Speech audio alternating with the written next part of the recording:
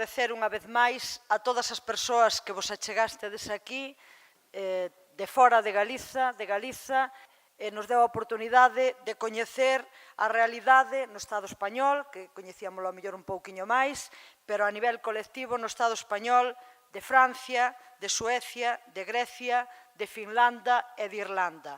Creo que unha boa mostra do que pode ser a diversidade das problemáticas e das situacións no contexto da Unión Europea. Podemos ver como o caso de Grecia foi durísimo e como, ao meu entender, foi especialmente duro porque tamén pretendían demostrar que fora do capitalismo non hai nada e intentaron por todos os medios doblegar ao pobo grego e, ao final, o goberno capitulou coas consecuencias que onte nos explicaba o compañeiro Dimitris.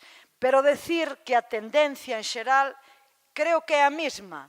Por un lado, culpabilizar as persoas maiores, os pensionistas, as pensionistas da situación, como se fora nosa a culpa da mala política ou dunha política que só pretende beneficiar aos máis ricos e concentrar cada vez máis a riqueza. E enfrentarnos, lóxicamente, entre nós, entre as clases traballadoras, os que pagamos, os que cotizamos e os que estamos na edade de cobrar unha xubilación. Creo que esa é unha tendencia que podemos ver que é bastante común. As outras tendencias que se repiten é o aumentar a edade da xubilación, nunhos sitios xa consolidada e noutros sitios en perspectiva. A redución do importe das pensións, outra realidade. A introdución de copagos ou repagos en servicios como pode ser públicos como a sanidade. Vímolo aquí, non? O empobrecemento na vellez, ao final, é o que conleva todo isto e que é unha tendencia. Logo, outro tema no que me quería parar un minutiño máis, se mo permitides, é a cuestión da brecha de xénero.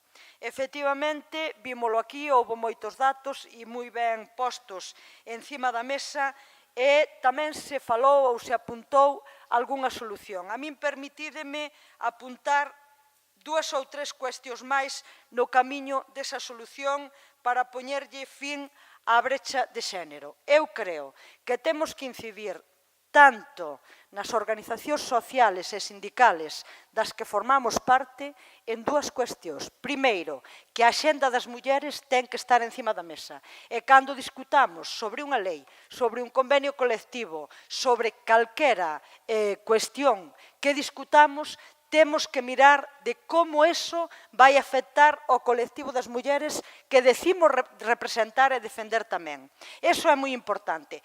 A outra cousa moi importante é propoñer que as mulleres cheguen aos órganos de decisión das organizacións sociales e dos partidos políticos en pé de igualdade. E unha terceira, que cheguen tamén as feministas, porque normalmente ese tolerante hasta certo punto ca paridade de mulleres e homes nos órganos de dirección, pero xa non é tan tolerante cando a muller que se propón é unha feminista. E a min isto pareceme fundamental. E iso, aquí na Galiza, sabémolo moi ben cas loitas das mulleres labregas. Se non fora, porque no seu día tuvemos a sorte de contar con unha abogada feminista que soupo encauzar e contrapoñer a legislación, non tuveramos ganado algúns xuicios que ganamos que eran discriminación pura e dura ou aplicar unha lei sin perspectiva de xénero.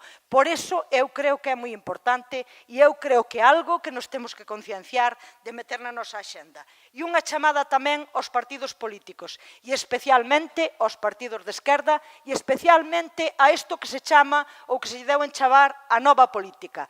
Hai que favorecer a incorporación das mulleres nos órganos de dirección, nas candidaturas que, aínda que moitas veces as candidaturas van efectivamente de cremallera, normalmente a cremallera sempre empeza polo home, co cal, ao final, as alcaldesas, en definitiva, acaban sendo maioritariamente homes. Polo tanto, creo que son aspectos que temos que incluir no noso día a día e no noso debate e vencer as resistencias dos compañeiros, porque normalmente todos sodes moi feministas. E eu creo que, efectivamente, hai moitos que nos apoiades e que estades convencidos da nosa causa.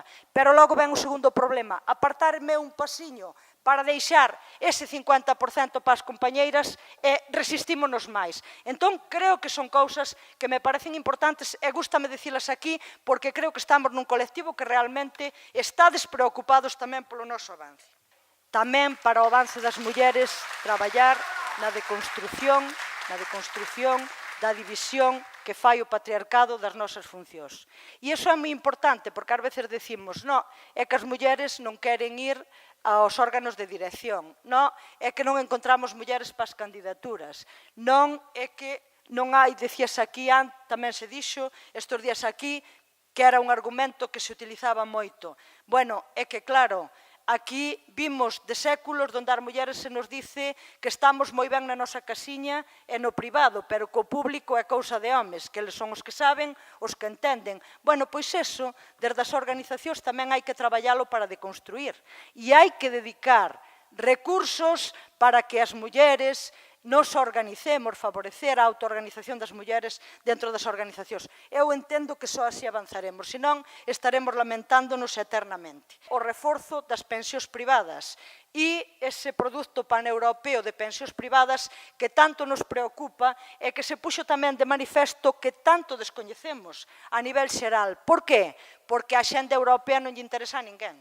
Nin aos nosos propios partidos lle interesa a xenda europea, porque mentras agora estamos discutindo sobre o produto paneuropeo de pensións no Parlamento Europeo, aquí non nos enteramos maioritariamente, porque o que non está na xenda política dos partidos non está nos medios de comunicación. Entón, non nos enteramos, votámolo, e quero decir que na Comisión de Economía votaron a favor a dereita, lóxicamente, os verdes, abstúvose o Partido Socialista, estou falando dos grupos europeos, na Comisión de Economía, e votou en contra o grupo da Esquerda Unitaria Europea, Esquerda Verde Nórdica. Ese foi o resultado na Comisión de Economía.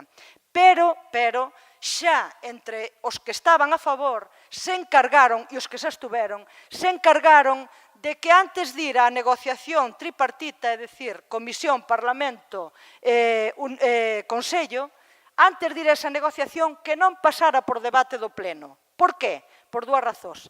Primeiro, para que se aprobe rapidamente, porque se evitaría o tempo de tramitación no Pleno e o debate no Pleno.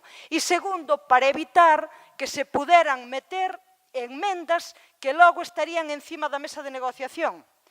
E por qué? Porque saben que os grupos europeos non somos monolíticos e saben perfectamente que pudo haber xente en algún partido que na Comisión de Economía como tendencia ou como decisión de grupo votou dunha maneira, pero que logo o grupo podería ter votado persoas de outra maneira e pinchar, non digo o produto en sí porque o neoliberalismo está totalmente a favor e sumáronse os verdes tamén, pero sí que se podería meter, pois eu que sei, algún aspecto como que, por exemplo, non se permita que teña incentivos fiscales. E iso terían que negocialo despois. Pero claro, non vai porque se evitou. Que é un regulamento. E o regulamento, no momento en que queda aprobado, aplícase. Se fora unha directiva, habería que transpoñela. Co cual, aínda, habería máis tempo para seguir debatindo. Entonces, eso que se está ocultando, porque claro, despois cando apliquen ven de Europa. E quen votou en Europa? Pois mira, os que estamos agora ali. Ni máis ni menos.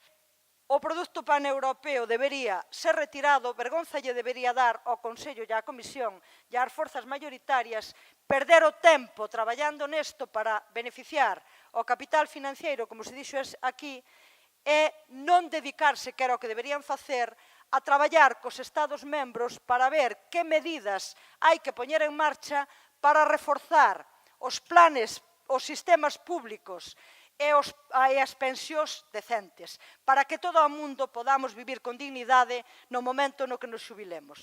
Pero creo que de aquí, e eu creo que isto é o positivo, marchamos coa determinación firme de continuar loitando para impedir que nos rouben os nosos soños, que nos rouben as nosas conquistas, e non só as nosas, senón as de xeneracións, desa sangre, dese sudor, desas lágrimas, desa cárcel e moitas veces da morte dos que antes que a nós loitaron para chegar onde estamos. E iso pareceme fundamental, o recoñecemento deses dereitos sociais e laborais que hoxe temos, que non podemos dar ningún paso atrás, e pareceme que o intercambio que tuvemos aquí ten que ser o xermen, o punto de partida para un avance no futuro, seguir intercambiando, intercambiar e coordinar loitas, e así somos moitas máis e conseguiremos derrotar e vencer ao capitalismo. Moitas gracias unha vez máis, boa viaxe de volta e seguiremos nos vendo.